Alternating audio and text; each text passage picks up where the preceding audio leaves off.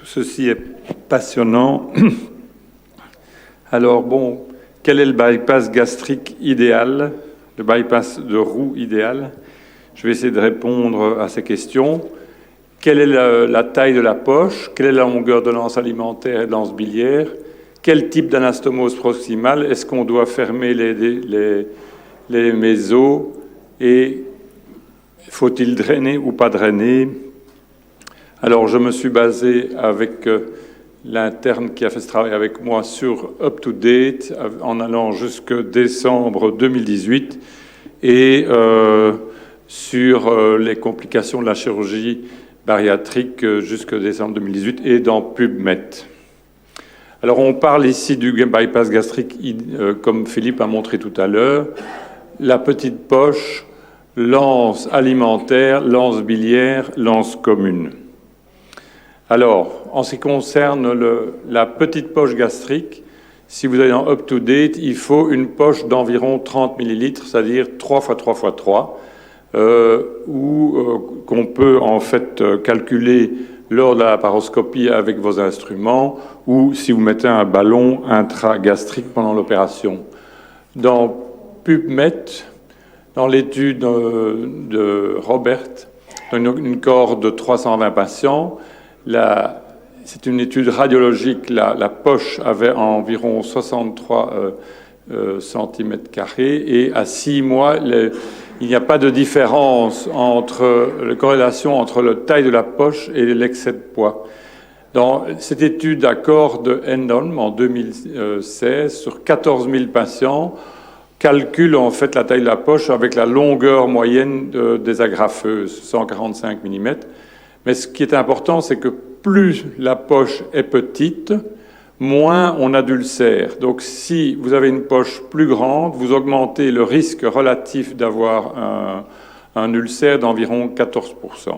Par contre, il n'y a pas de prédiction sur la perte d'excès de poids. Donc la conclusion, c'est que plus la poche est petite, moins il y a d'ulcères sur cette poche. Alors, longueur de l'anse alimentaire, là on va, et l'anse biliaire. Donc, en UpToDate, c'est alimentary limb, biliopancréatic limb et common channel. Bon, là, ça va peut-être être un peu compliqué. On a essayé de résumer tout ce qu'on avait trouvé avec les références, soit des méta-analyses, soit des RCT, et on a regardé la longueur de l'anse. Et en fait, retenez par exemple que si vous avez une anse inférieure à 100 cm, anse alimentaire, ou entre 130 et 150, il y a une différence, surtout pour les BMI au-delà de 50. Donc si on a un BMI au-delà de 50, on a une différence en termes de perte de poids si on fait une anse plus longue. Si vous faites une anse alimentaire de 170 à 250, il ne va pas y avoir à long terme de différence en termes de perte de poids et il y aura en plus des effets métaboliques indésirables, donc ça ne sert pas à faire grand-chose.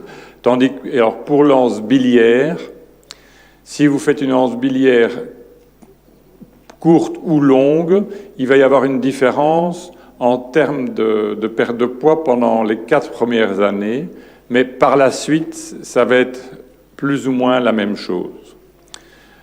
Alors, si on étudie dans UpDate, finalement, on dit que la longueur totale doit être environ 2 mètres. Donc, anse biliaire plus anse alimentaire, ça donne les meilleurs résultats. Donc, en clair, longueur de l'anse, plus de 100 BMI au-delà de 50, certainement il faut faire une anse de 150 cm. L'anse peut être standard ou plus courte pour un BMI inférieur à 50. Et la longueur totale des 2 anses est 2 mètres. Alors, quel type d'anastomose? Là, c'est assez intéressant. Il y a l'anastomose totalement manuelle, totalement circulaire et la semi-mécanique, comme j'ai montré tout à l'heure. Donc ça, c'est la semi-mécanique. Et celle que Philippe a montrée, c'est la circulaire. Alors, si on compare les anastomoses proximales, donc là, il y a chaque fois linéaire, suture manuelle et circulaire.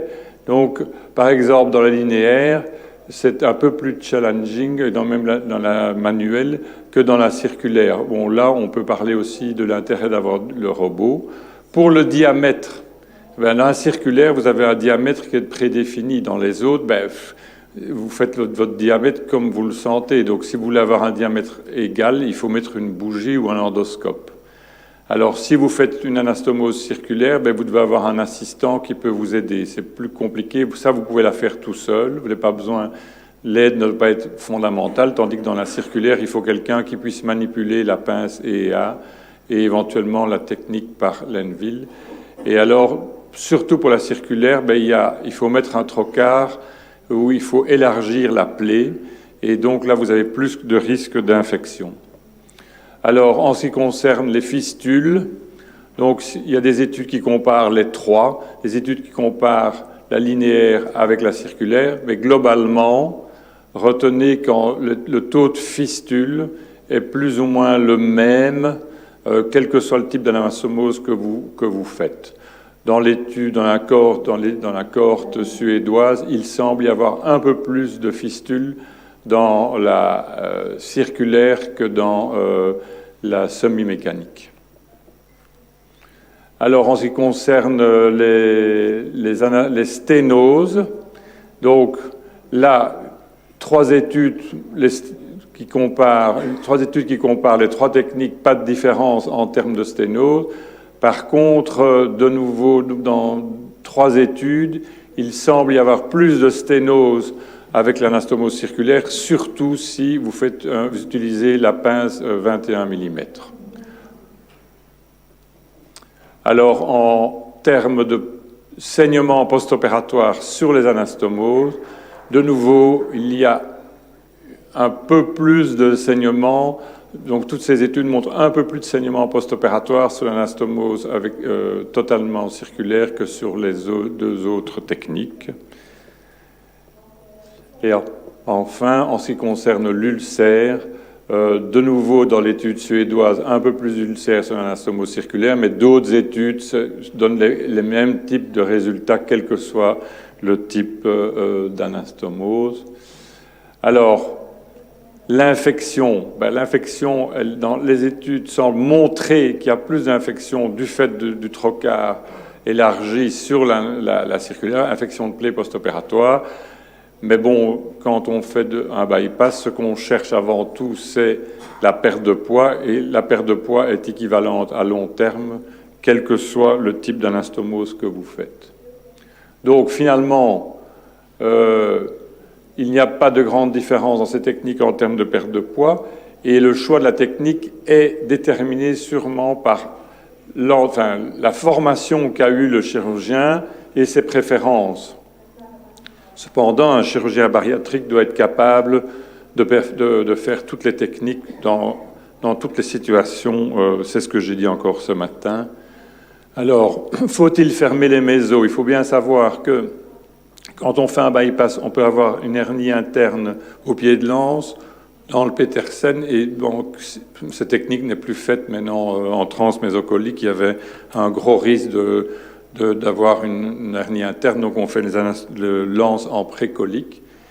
Donc, le Petersen, c'était aussi pour répondre à la question de ce matin, et laisse un défect très large. Il peut y avoir des hernies internes, mais il y a moins fréquemment d'obstruction, tandis que... et donc, comme c'est un site potentiel d'incarcération, on peut le fermer avec un surjet ou des sutures séparées. Et les Hollandais et les Suédois ferment ça avec des agrafes. Alors, si vous ne fermez pas, donc si vous fermez les mésos, vous avez une diminution des hernies internes, ça c'est clair. 3 études le montrent, et il y a une RCT qui montre que c'est équivalent. Donc, à l'heure actuelle, il y a aussi des études qui parlent du risque de fermer causé par la fermeture des mésos. Effectivement, moi j'ai eu 2 cas où, en fermant les mésos, j'ai eu des obstructions du grêle sur la suture. Donc, en fait, il y a... Mais globalement, d'après les études, il y a plutôt intérêt à fermer les mésos pour éviter d'avoir des hernies internes. Alors, sur l'anastomose jéjuno-jéjunale, là, on peut avoir des intussusceptions ou des perforations, mais c'est assez rare. Et alors, vous pouvez avoir des problèmes de saignement post-opératoire, mais ce sont des situations beaucoup plus rares. Alors, faut-il drainer ou pas drainer? Si, ici la diète à l'envers, mais si vous drainez, vous avez plus de douleur et vous avez encore plus de complications et de durée de séjour augmentée. Et en fait, que vous drainiez ou que vous ne drainiez pas, c'est la même chose en termes de fistules et surtout de réintervention. Donc le fait de mettre un drain ne vous protège pas d'une réopération. Donc en clair, drainer, ça ne sert pas à grand-chose. Donc là, je pense que j'étais assez vite. Quelle est la poche?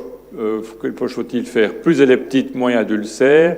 La longueur de l'anse, c'est 2 mètres. Quel type d'anastomose? Il y a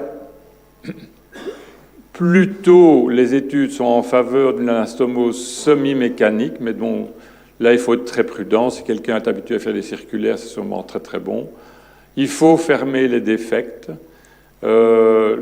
Les problèmes sur la jéjuno-jéjunale sont rares, mais peuvent être importants, et il ne faut pas drainer. Voilà, merci beaucoup.